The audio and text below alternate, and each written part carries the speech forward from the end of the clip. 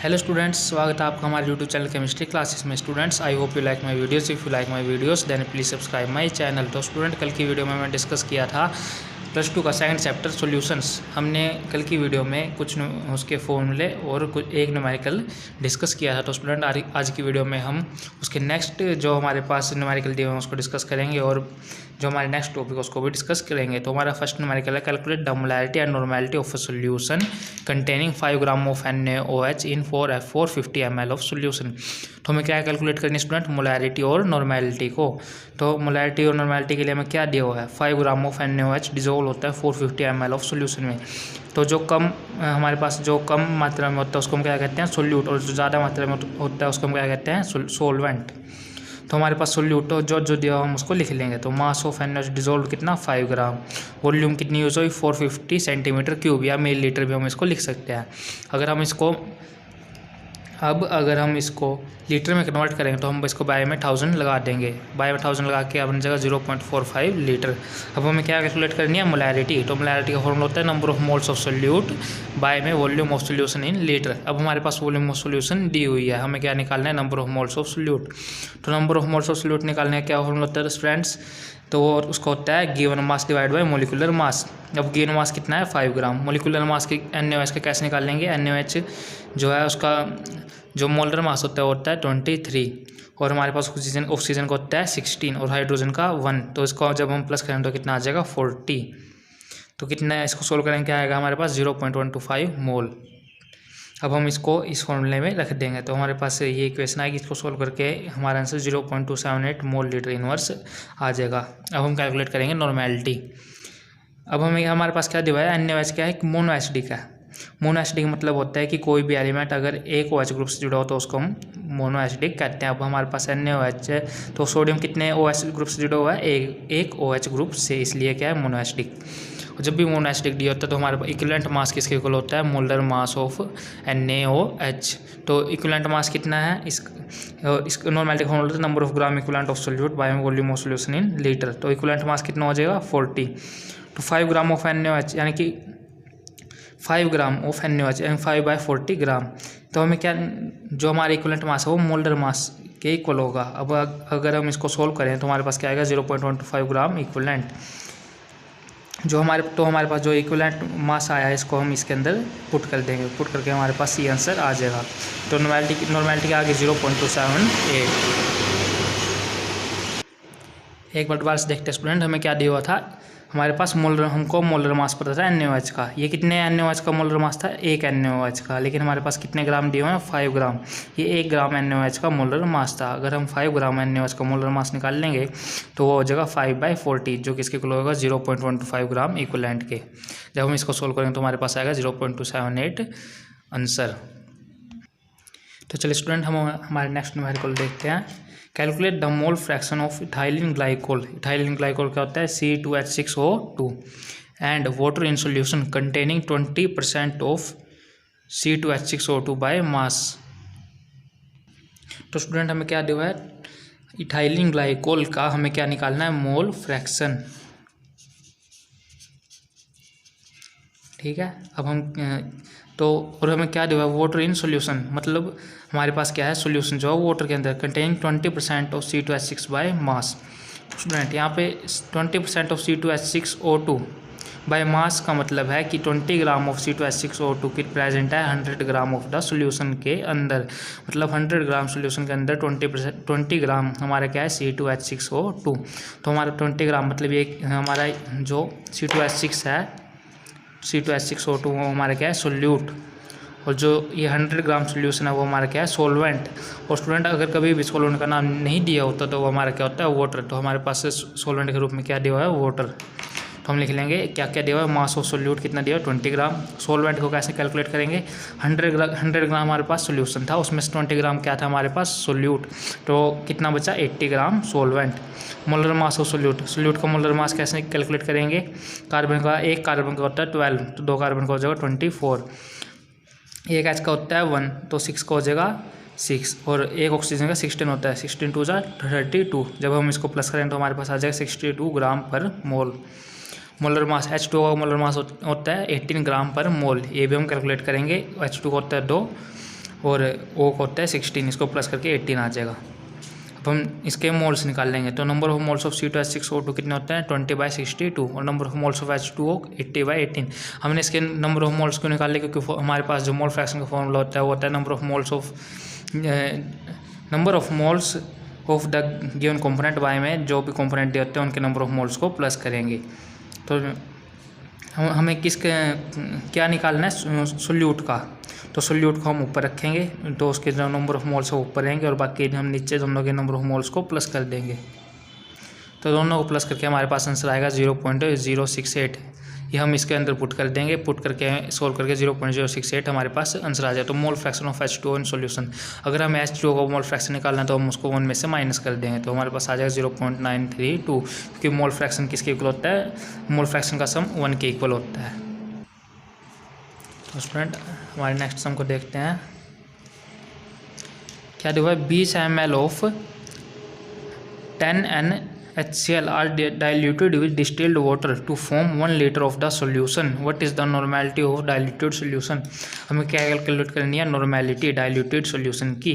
तो स्टूडेंट ये ऐसे नॉर्मल करने के लिए आप एक फार्मूला और ऐड कर सकते हो, क्योंकि हमने जो कल में फार्मूले बताए थे उसके अंदर हमने एक फार्मूला नहीं बताया था। आप इन दो फार्मूलों को अपने जो फार्मूले हैं उनके अंदर ऐड कर सकते हो। नॉर्मेलिटी की इक्वेशन निकालेंगे, फार्मूला होता है N1 × V1 = N2 × V2, जहाँ N क्या नॉर्मेलिटी और V1 V2 क्या है हमारे पास वॉल्यूम। मोलैरिटी का होता है M1 × V1 = M2 × V2, M1 molarity, V1 जो है हमारे पास वॉल्यूम। तो स्टूडेंट हमारे पास क्या दिया हुआ है N1 V1 = N2 V2, जहाँ पर N1 ये क्या है 10 न्यूट्रल HCl और डाइल्यूटेड सॉल्यूशन, N1 क्या है 10 और जो हमारे पास V1 है वो कितना है 20, ऊपर दिया 20 ml ऑफ 10 NaHCl 10 × 20 और N2 हमारे पास ऐसे ही रहेगा और V2 क्या है हमारे पास 1000। तो जब हम इसको सोल्व करेंगे तो हमारे पास क्या आ जाएगा 0.4 N। तो हमारा N2 क्या है 0.4 N, ये हमारा आंसर आ गया। और जो हमारा नेक्स्ट क्वेश्चन हुआ है what is the mole fraction of solute in 2.5 mole aqueous solution. तो हमें मोल फ्रैक्शन इसके अंदर हमें क्या निकालना है, मोल फ्रैक्शन किसके अंदर 2.5 मोल एक्वस सॉल्यूशन के अंदर।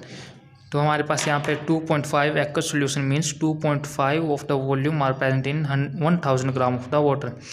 मतलब जो 2.5 मोल्स ऑफ वॉल्यूम हम कितने ग्राम वाटर के अंदर प्रेजेंट है 1000 ग्राम वाटर के अंदर।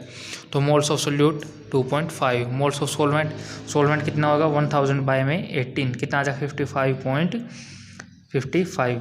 तो मोल फ्रैक्शन क्या बनेगा, जो हमें कैलकुलेट करना है वो ऊपर रखेंगे और बाकी को नीचे रखेंगे। तो हमारे पास क्या आंसर आएगा 0.043। स्टूडेंट हमने आप कई बच्चे डाउट पूछते हैं कि 1000 के बारे में 18 क्यों रखा। तो स्टूडेंट हमारे पास 1000 क्या है गिवन मास है और जो 18 है वो वाटर का मोलर मास होता है। इसका हमने इसलिए निकाला क्योंकि ये पहले ही दिया हुआ है, मोल्स ऑफ सोल्यूट हमारे पास 2.5 पहले ही दिया हुआ है लेकिन ये नहीं दिया हुआ, इसलिए हमने इसका नंबर ऑफ मोल्स निकालने हैं गिवन मास बाय में मोलिकुलर मास। तो इसको सोल्व करके हमारे पास 0.043 आंसर आ जाएगा। अब हम डिस्कस करते हैं नेक्स्ट टॉपिक को जो है सोल्यूबिलिटी। तो सोल्यूबिलिटी क्या होता है, the maximum amount of solid in grams which can dissolve in 100 gram of the solution of the liquid to form saturated solution at that particular temperature. मतलब कि वो मैक्सिमम अमाउंट सॉलिड का जो dissolve कर सकता है 100 ग्राम ऑफ लिक्विड को, जिससे क्या बनता है एक सैचुरेटेड सोल्यूशन बनता है किसी पर्टिकुलर टेम्परेचर के अंदर, उसको हम क्या कहते हैं सोल्यूबिलिटी। तो student factor affecting the solubility of a solid in liquid. तो जो सॉलिड की सोल्यूबिलिटी है वो लिक्विड के अंदर के कौन से फैक्टर्स को अफेक्ट करते हैं उसको हम देखते हैं। तो सबसे पहले nature of the solute and the solvent. तो नेचर मतलब सोल्यूट और सॉल्वेंट की नेचर कैसी है, लाइक डिजोल्व्स लाइक, इसको हम ऐसे समझ सकते हैं। मतलब this statement states that ionic compound like NaCl dissolve in polar solvent like water and are very little soluble और insoluble in non polar solvent like benzene ether. तो स्टूडेंट ये क्या कहते हैं कि लाइक डिजोल्व लाइक मतलब अगर कोई कंपाउंड पोलर है तो वो पोलर कंपाउंड को ही डिजोल्व करेगा, अगर कोई कंपाउंड नॉन पोलर है तो वो नॉन पोलर कंपाउंड को ही डिजोल्व करेगा, लेकिन polar compound non polar compound को डिजोल्व नहीं कर सकता। तो अगर मतलब किसी कंपाउंड जैसे हमारे पास वाटर है वो पोलर है तो वो पोलर कंपाउंड को ही अपने अंदर डिजोल्व करेगा। इसके एग्जांपल देखते हैं हम। Common salt is more soluble in water than sugar. हमारे पास जो कॉमन साल्ट होता है वो ज़्यादा सोल्यूबल होता है वाटर के अंदर, लेकिन शुगर के अंदर सोल्यूबल नहीं होता, क्योंकि हमारे पास कॉमन साल्ट क्या है, आयंस बनाते हैं, जो क्या होते हैं, पोल्स बन जाते हैं इसके। और वाटर भी क्या है, पोलर कंपाउंड है, इसलिए उसको आसानी से सोल्यूबल हो जाता है। लेकिन शुगर पोल्स नहीं बनाती, इसलिए वो इसके अंदर आसानी से सोल्यूबल नहीं होता। Iodine is more soluble in alcohol और carbon tetrachloride than in water. Iodine किसके अंदर ज़्यादा सोल्यूबल होती है, अल्कोहल और कार्बन टेट्राक्लोराइड के अंदर, लेकिन वाटर के अंदर सोल्यूबल नहीं होती। Effect of temperature on solubility. तो सोल्यूबिलिटी के ऊपर टेम्परेचर का क्या इफेक्ट पड़ता है। On the basis of the effect of temperature on solubility in water, the various ionic substances are divided into 3 categories.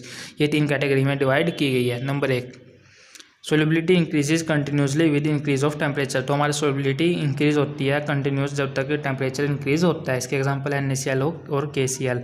मतलब इन दो कंपाउंड के जब हम बात करते हैं तो सोल्यूबिलिटी इंक्रीज होगी टेम्परेचर के साथ। Solubility decreases continuously with increase of temperature. तो हमारी सोल्यूबिलिटी कंटिन्यूसली डिक्रीज होती है जब हमारा टेम्परेचर इंक्रीज होता है। इसके example lithium carbonate, sodium carbonate और मोनोहाइड्रेट। नंबर 3 पे है substance who solubility does not increase और डिक्रीज कंटिन्यूसली। वो सब्सटेंस जिनकी सोल्यूबिलिटी कंटिन्यूसली इंक्रीज और डिक्रीज नहीं होती। Na2SO4 2.10H2O। जब हम इसको अबव 32.4 डिग्री सेल्सियस या बिलो 34.2 डिग्री सेल्सियस पे हीट करेंगे तो ये ऐसे ही रहेगा, इसकी सोल्यूबिलिटी पे कोई असर नहीं पड़ेगा।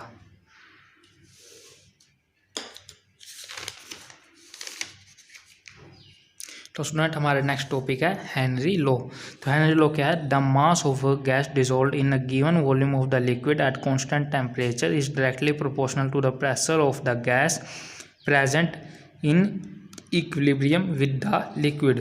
मतलब क्या है, the mass of gas dissolved, यानी गैस का कितना मास डिसॉल्व हुआ है in given volume of the liquid.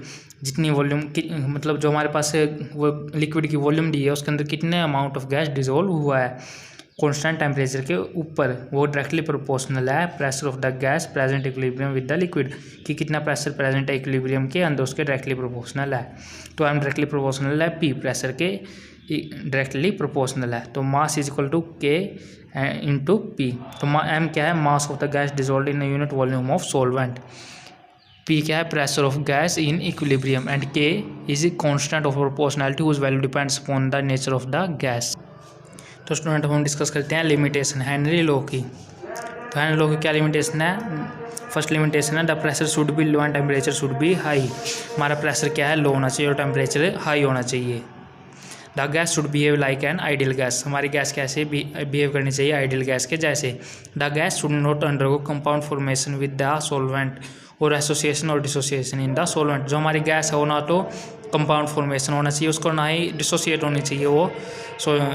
मतलब हमारी जो गैस है वो टुकड़ों में नहीं टूटनी चाहिए। जैसे NH3+H2O, ये क्या बनाती है, NH4OH इसके एग्जाम्पल हैं। NH4OH ये किसके अंदर टूट जाती है, NH4 पॉजिटिव और OH नेगेटिव के अंदर। तो ये ऐसे तो हमारी गैस ऐसे डिसोसिएट नहीं होनी चाहिए और ना ही एसोसिएट होनी चाहिए, मतलब जुड़नी भी नहीं चाहिए। मतलब ये जो हमारे हेनरी लॉ की लिमिटेशन है, ये हेनरी लॉ को ओबे नहीं करती। अब हम बात करते हैं एप्लीकेशन ऑफ हेनरी लॉ की in the production of carbonated beverages. तो स्टूडेंट इस लॉ को कहाँ यूज़ किया जाता है, हमारे सॉफ्ट ड्रिंक बनाने के अंदर। इसका मतलब है जैसे हमारे सॉफ्ट ड्रिंक के अंदर CO2 की सोल्युबिलिटी के लिए इसका हम यूज़ करते हैं, जिससे कि प्रेशर उसका इंक्रीज हो जाता है।